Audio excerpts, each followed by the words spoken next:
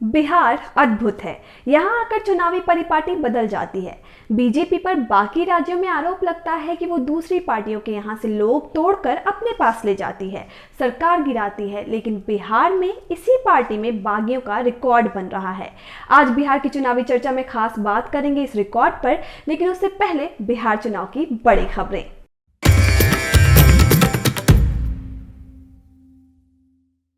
मुंगेर गोलीबारी की घटना को लेकर अब शिवसेना ने एनडीए की सरकार को निशाने पर लिया है। उन्हें खोखला हिंदुत्ववादी कहा है। पार्टी प्रवक्ता संजय राउत ने कहा है कि मुंगेर की घटना हिंदुत्व पर हमला है। अगर ऐसी घटना महाराष्ट्र, पश्चिम बंगाल या राजस्थान में होती थी तो राज्यपाल और भाजपा नेता राष्ट्रपति शासन की मांग करते। अब बिहार के राज्यपाल और भाजपा नेता सवाल क्यों नहीं उठा रहे हैं? इतना ही नहीं, पार्टी के मुखपत्र सामना में तो और भी कड़े शब्दों का इस्तेमाल किया गया है। सामना ने लिखा है कि दुर्गा पूजा के विसर्जन के दौरान ये उत्पात, हिंसाचार और पुलिस की गोलीबारी की घटना पश्चिम बंगाल और महाराष्ट्र जैसे राज्यों में हुई होती तो घंटा बजाओ छाप खोखले हिंदुत्ववादियों ने अब तक नंगा नाच शुरू कर दिया होता। साथ ही ये भी लिखा गया है कि इस गोलीबारी की सीबीआई जांच करवाने की मांग करवाने के लिए भाजपा का प्रतिनिधिमंडल राजभवन में चाय पान के लिए गया होता, लेकिन ओ घंटाबाज हिंदुत्ववादियों, मुंगेर में दुर्गा पूजा यात्रा पर हुई गोलीबारी पर तुम्हारा मुंह बंद क्यों है? सामना में इस तरह के सवाल उठाए गए हैं। अब दूसरी खबर जो काफी चर्चा में है। नेता प्रतिपक्ष तेजस्वी यादव ने अपनी रैली में सुरक्षा के इंतजाम को लेकर कहा है कि प्रशासन और आयोग को पूरा मामला देखना चाहिए। लोग हेलीकॉप्टर के नजदीक आ रहे हैं, जिससे सुरक्षा को लेकर गंभीर स्थिति पैदा हो जाती है। दरअसल सुरक्षा को लेकर ये सफाई तब आई है जब एक वीडियो सोशल मीडिया पर खूब वायरल हो रहा है। बीजेपी बिहार ने सोशल मीडिया पोस्ट के जरिए तेजस्वी यादव को निशाने पर लिया था और कहा था कि चुनाव के पहले ये हाल है तो जंगल राज का युवराज डंडा लेकर ही निकलेंगे। वीडियो में तेजस्वी भीड़ में सेल्फी ले रहे एक युवक को हाथ से खींचकर हटाते और धक्का देते दिख रहे हैं। इस बिहेवियर पर सोशल मीडिया पर लोगों ने नाराजगी जाहिर की तो अब इस पर सफाई आ रही है। आरजेडी ने प्रेस कॉन्फ्रेंस कर इस पर सफाई दी है। प्रवक्ता मनोज झा ने कहा कि अगर उसे नहीं हटाया जाता तो दुर्घटना हो सकती थी। हालांकि इससे पहले आरजेडी ने चुनाव आयोग से शिकायत भी की है कि तेजस्वी की सभाओं में उनके हेलीकॉप्टर के पास सुरक्षा न होने के चलते भीड़ जुट जाती है। कई बार लोग हेलीकॉप्टर के बेहद नजदीक आ जाते हैं। सुरक्षा का ख्याल रखना जरूरी है। बिहार विधानसभा चुनाव में दूसरे चरण की वोटिंग से पहले नीतीश कुमार का आरक्षण पर एक बयान चर्चा में है।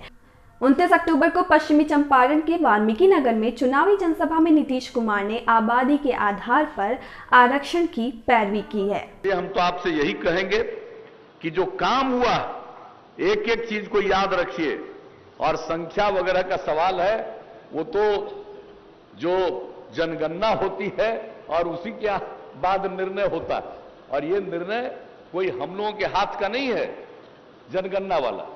हम लोग तो चाहेंगे भी जितनी आबादी है उस हिसाब से उसको रिजर्वेशन का प्रावधान होना चाहिए। इसमें हम लोगों को कहां कोई दो राय हो सकती है। अब बात बीजेपी और बगावत की। चुनाव को लेकर अब तक बीजेपी ने मुख्यालय स्तर पर 43 नेताओं को बाहर का रास्ता दिखाया है। ये मौजूदा या पूर्व विधायक के अलावा प्रदेश स्तर के दिग्गज हैं।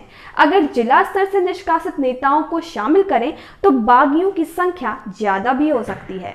अधिकांश बागी दूसरे दलों का दामन थाम चुके हैं और चुनावी मैदान में डटे हैं। दरअसल साल 2015 के चुनाव में बीजेपी 157 सीटों पर चुनाव लड़ रही थी। इस बार पार्टी को 110 सीटों में ही काम चलाना पड़ रहा है। ऐसे में कई नेताओं को इस बार मौका नहीं मिला और वो बगावत पर उतर आए।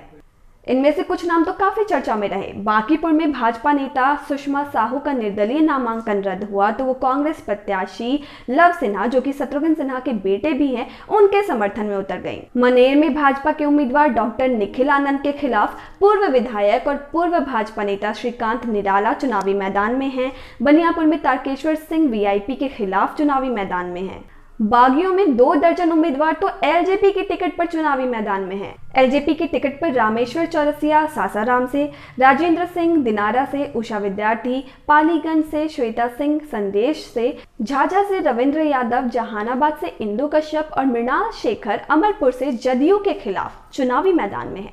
मुजफ्फरपुर के बोचहां विधानसभा क्षेत्र का जिक्र जरूरी है, जहां की मौजूदा विधायक बीजेपी नेता बेबी देवी टिकट कटने से इतनी दुखी हुई थी कि कैमरे के आगे ही फूट फूट कर रो पड़ी थी। उन्होंने एनडीए के घटक दल वीआईपी नेता मुकेश सहनी पर गंभीर आरोप तक लगाए थे, फिर एलजेपी का टिकट लिया और अगले दिन ही लौटा कर दोबारा पार्टी में बने रहने की बात कही।